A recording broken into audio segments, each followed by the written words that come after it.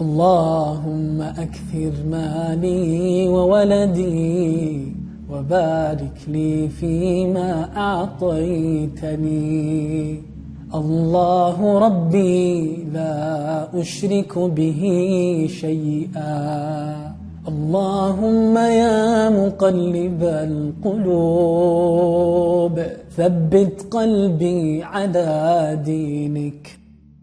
بسم الله والحمد لله والصلاة والسلام على رسول الله وعلى آله وصحبه ومن والاه. Welcome back to another episode of Raised Hands, calling upon Allah, asking Allah Jalla fi Ula. We all go through financial problems, especially in the time that we're going through right now. There is a living crisis. People are struggling. Have you ever thought of what can I do that can help me get through this difficult time? That can increase my provision, that can increase my wealth, that can put barakah in my wealth and my offspring and that which I possess. Because that is what we are searching for. And on the contrary to what certain people may say, that there's nothing wrong with an individual asking Allah Tabaraka wa Ta'ala to grant him more wealth and to grant him more offspring, as long as those matters do not distract him from the obligations to Allah and his dutifulness to Allah and the worship that Allah created you for. If that doesn't occur, then there's nothing wrong with having a lot of wealth and having a lot of offspring and things that we enjoy from this life. The Prophet ﷺ, he taught us that there's something that you can say. If you say it, Allah Ta'ala will grant you barakah in what you do, blessings, and that's the most essential matter. And also Allah will increase your wealth and Allah Ta'ala increase your offspring and so on. Sulaym radiyallahu anha wa ardaha.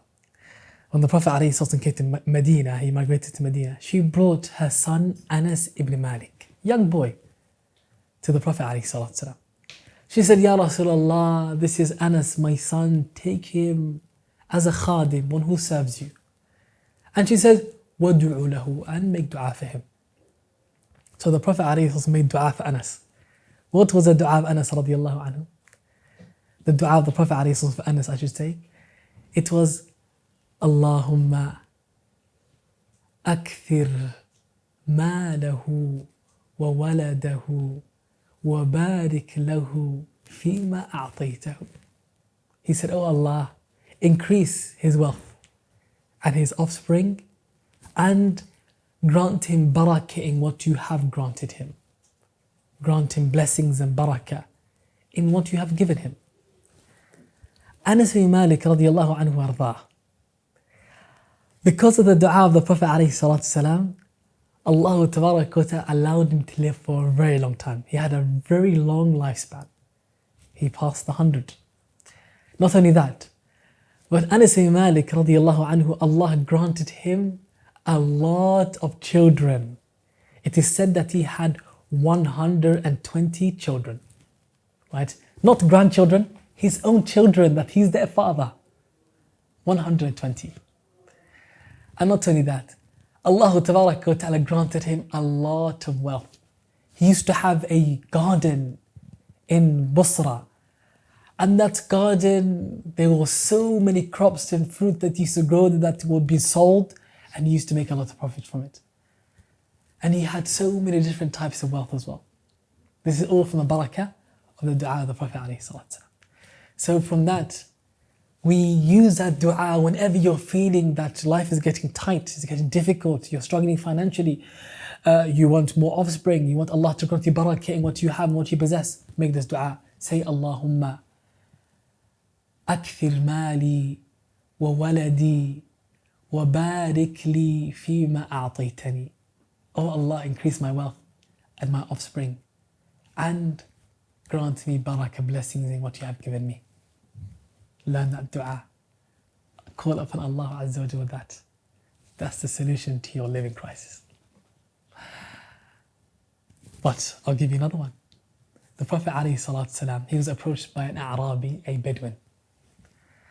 And he said, Ya Rasulullah, teach me dua that Allah Tabaraka wa Ta'ala, by asking him for this matter, I will attain the goodness of this world and hereafter. To live a good life in this life and to live a better life in hereafter. The Prophet ﷺ taught him to say these words. Say, Allahumma ghafirli, warhamni, wahdini, wa'afini, warzuqni, he said. Say, oh Allah, Allahumma ghafirli, oh Allah, forgive me.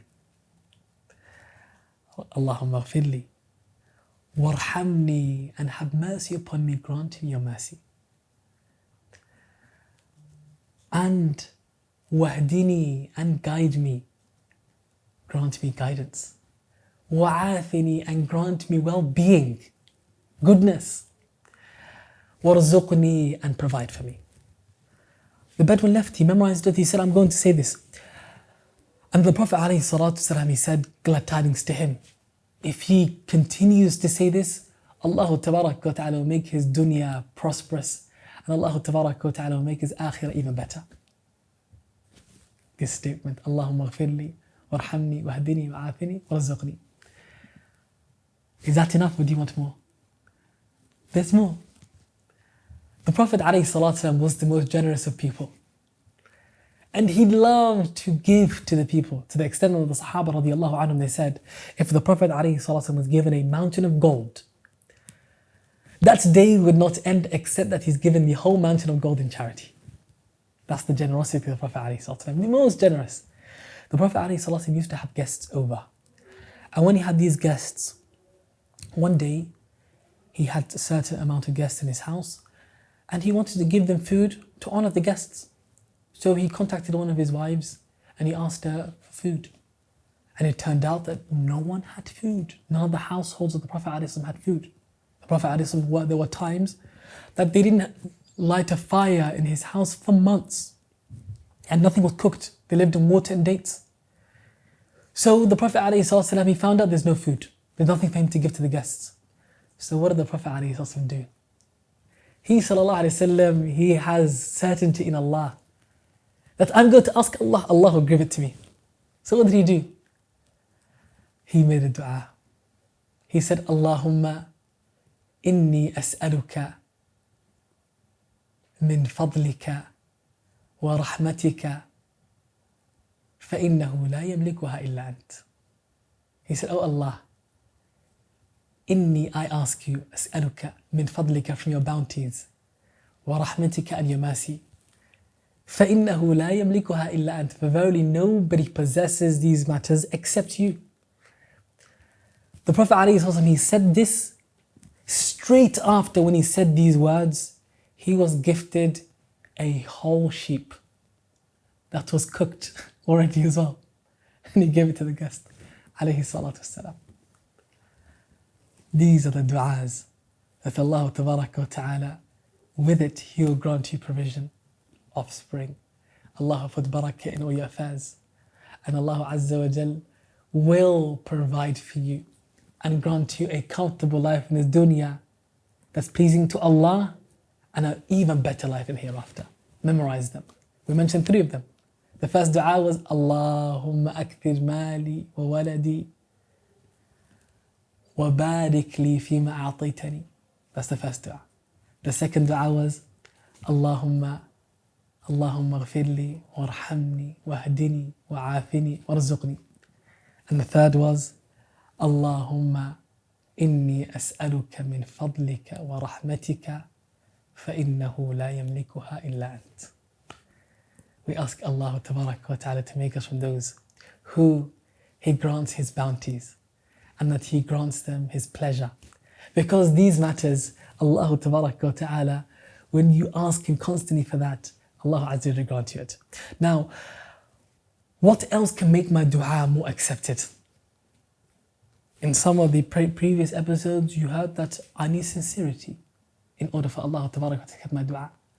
We also mentioned that you need to have certainty in order for Allah to accept your dua. And we also heard that you need to not be hasty, that you don't say, I've made dua and Allah hasn't responded to me, so I give up making dua. What else? Raise your hands. Raised hands, as our program is called. Raising your hands guarantees that you're going to get something. Listen to the statement of the Prophet ﷺ. The Prophet ﷺ, he says, إِنَّ اللَّهَ يَسْتَحِي مِنَ الْعَبْدِ إذا رفع يديه أن يردهما صفرا خائبتين. Allahu Akbar.